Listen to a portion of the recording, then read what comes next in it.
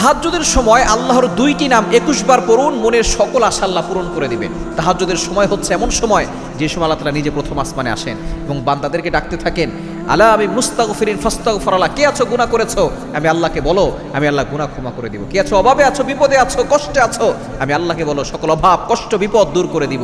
সুতরাং এই তাহাজ্জুদের সময় আপনি আল্লাহর গুণবাচক দুইটা নাম পড়তে পারেন, কারণ আল্লাহর গুণবাচক নাম পড়ে দোয়া করলে আল্লাহ তাআলা দোয়া কবুল করেন।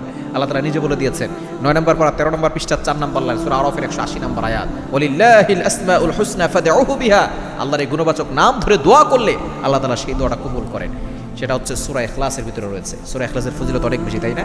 সূরা ইখলাসের ভিতরে আল্লাহ তাআলা জানিয়ে দিয়েছেন, কুল হুয়াল্লাহু আহাদ আল্লাহুস সামাদ, এই আল্লাহু আস-সামাদু এই দুইটা নাম আপনি 21 বার করে পড়বেন। ইয়া আল্লাহু ইয়া সামাদু, ইয়া আল্লাহু ইয়া সামাদু, আগে পরে দুরূদ শরীফ পড়বেন 3 বার করে, এরপরে ইয়া আল্লাহু ইয়া সামাদু আপনি 21 বার করে আপনি আল্লাহর কাছে দোয়া করবেন। আপনার সকল দোয়া আল্লাহ তাআলা কবুল করবেন, মনের সকল আশাগুলো আল্লাহ পাক রব্বুল আলামিন পূরণ করে দিবেন।